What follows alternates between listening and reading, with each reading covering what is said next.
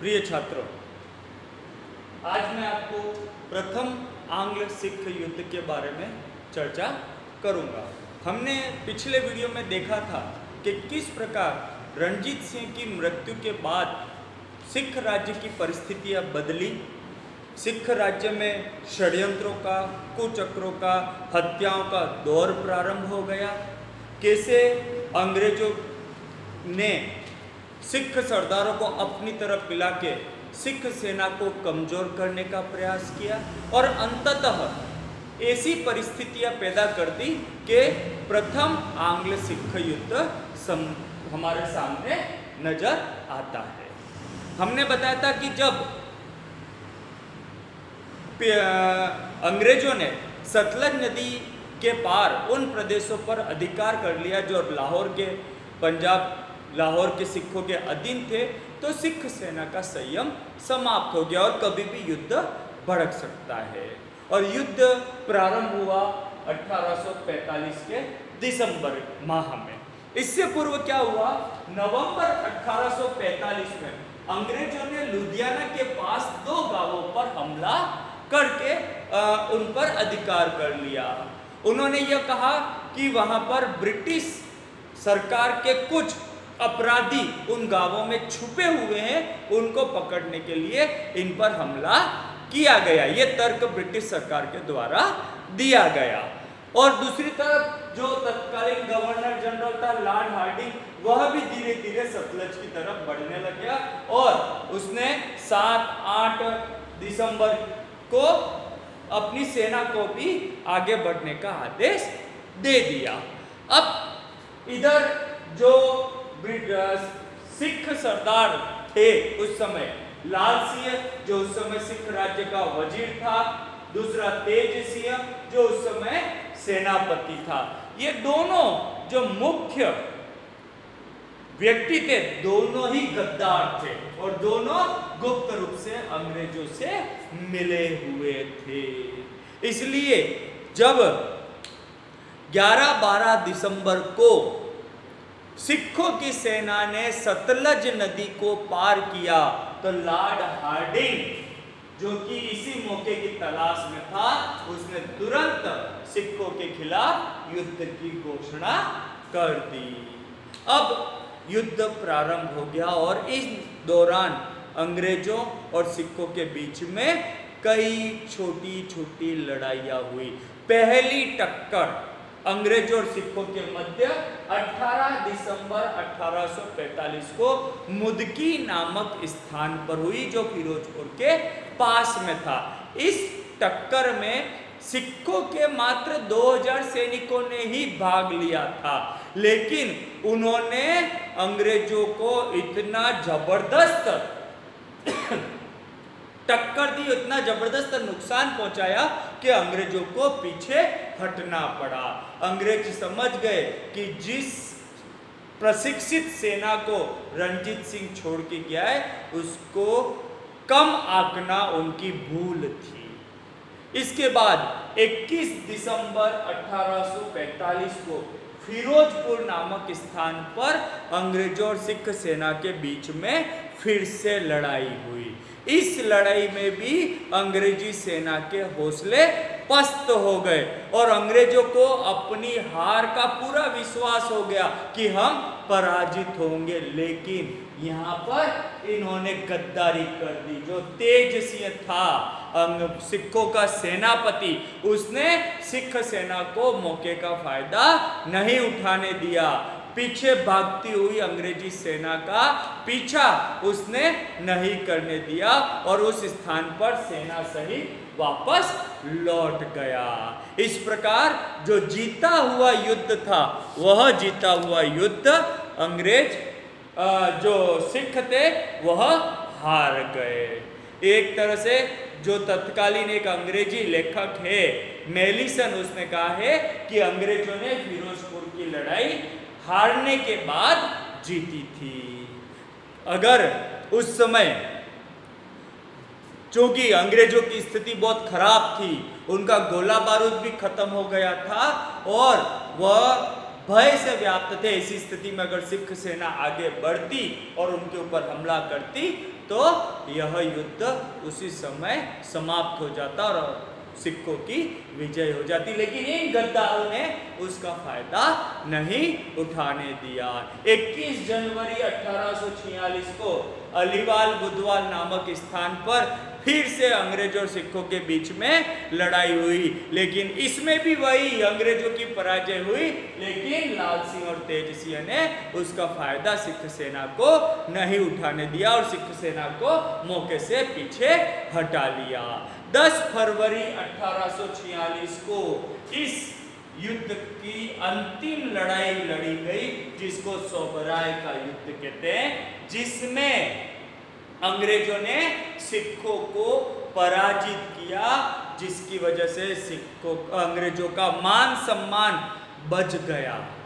जो अंग्रेज निरंतर सिखों से पराजित होते हुए आ रहे थे, इसमें उनकी विजय हुई और उनकी जो खोई हुई मान सम्मान था वो वापस उनको मिल गया।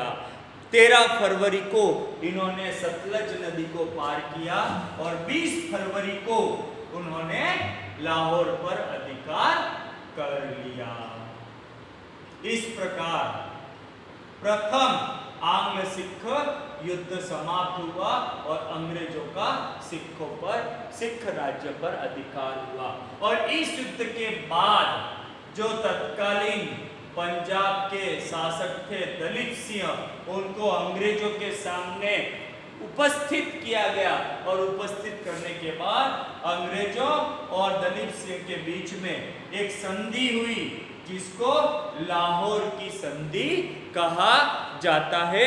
9 मार्च 1846 को अंग्रेजों और सिखों के बीच में लाहौर की संधि संपन्न हुई। इस संधि में क्या क्या तय किया गया?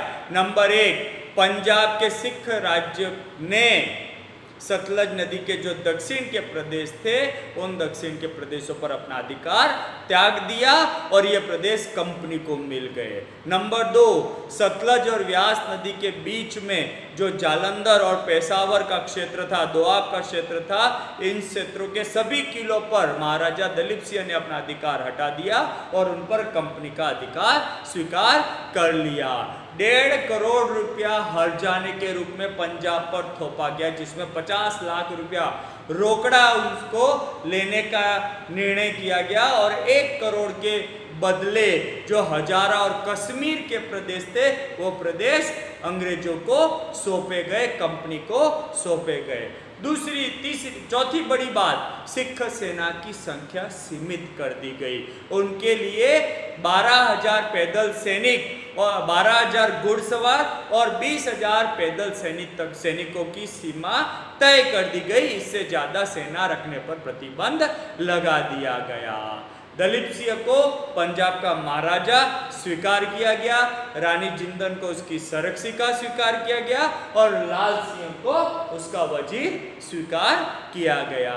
और अगला, पंजाब राज्य में के ऊपर यह नियम बनाया गया कि बिना कंपनी की स्वीकृति के पंजाब का राज्य किसी भी अन्य विदेशी यूरोपियन को अपनी सेवा में नहीं रखा जाएगा। और अंतिम महत्वपूर्ण बात, कंपनी की सेना, अंग्रेजों की सेना को पूरे पंजाब राज्य में एक भाग से दूसरे भाग में स्वतंत्र रूप से आने जाने की स्वीकृति दी गई। पंजाब के दरबार में एक अंग्रेज रेजिडेंट रखने का निर्णय लिया गया और हेनरी लॉरेंस को प्रथम रेजिडेंट के रूप में लाहौर दरबार में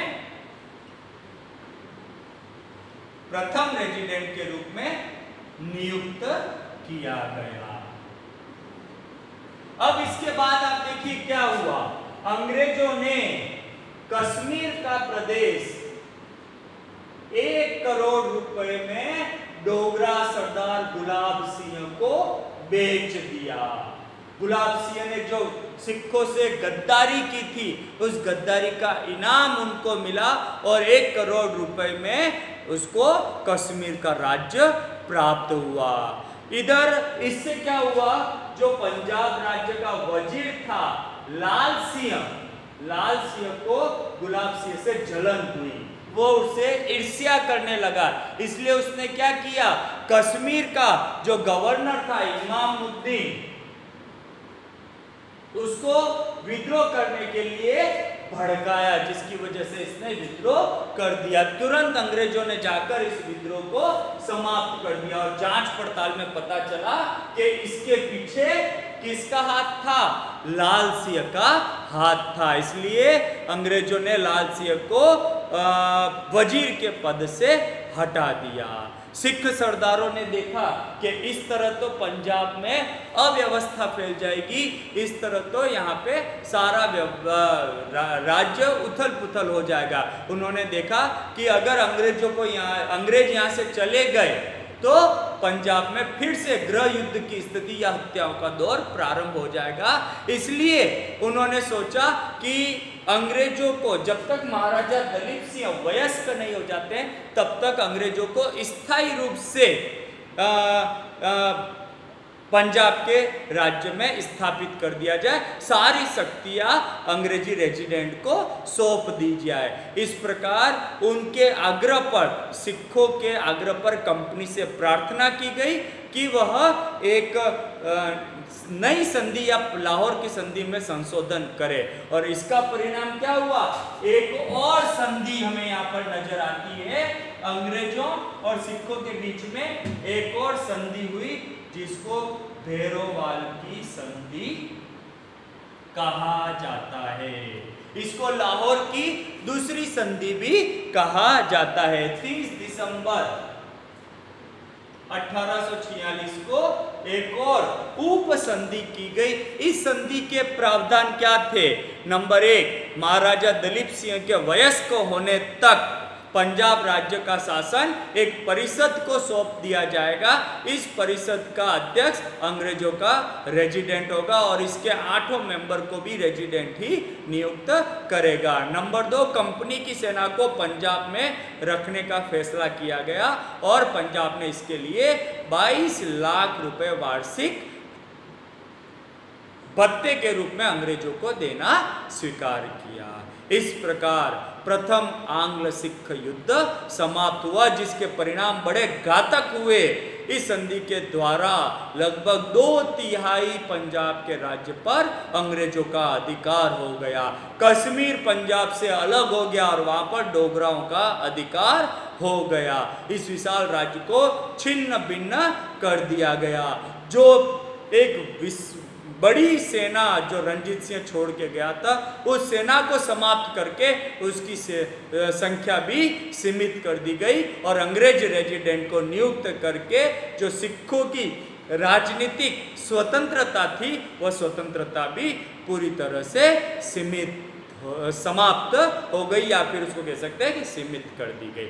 अगर अंग्रेज चाहते तो यहाँ पर ही पंजाब का पूरी तरह से विलय कर सकते थे, लेकिन उस समय का जो गवर्नर जनरल था लॉर्ड हार्डिंग, वह पंजाब को अंग्रेजी राज्य के अंतर्गत मिलाने के विरुद्ध था। वह धीरे धीरे पंजाब को अंग्रेजी राज्य में मिलाना चाहता था और कुछ समय के लिए उसको रेजिडेंट के माध्यम से चलाने के पक्ष में था। तो इस प्रकार यहाँ पर हमें प्रथम आंग्ल सिख युद्ध नजर आता है, जो एक प्रक्रिया प्रारंभ हो गई थी अंग्रेजी राज्य का, सिख राज्य का अंग्रेजी राज्य में विलय अब कुछ ही समय की बात थी। और कुछ ही समय बाद द्वितीय आंग्ल सिख युद्ध प्रारंभ हो गया, जिसने इस चीज को परिणति तक पहुंचाया। तो छात्रों, आज हमने प्रथम आंग्ल सिख युद्ध के बारे में चर्चा की, जिसमें आपको कई लड़ाइयाँ, मुद्दी की लड़ाई, फिरोजपुर की लड़ाई, अलीवाल बुद्धवाल की लड़ाई, सोबराय का युद्ध देखने को मिला, लाहौर की संधि देखने को मिली, भैरोवाल की संधि देखने को मिली। इस प्रकार यहाँ पर प्रथम आंग्ल सिख युद्ध समाप्त हुआ। अगले वीडियो में हम द्वितीय आंग्ल सिख युद्ध के बारे में चर्चा करेंगे। धन्यवाद।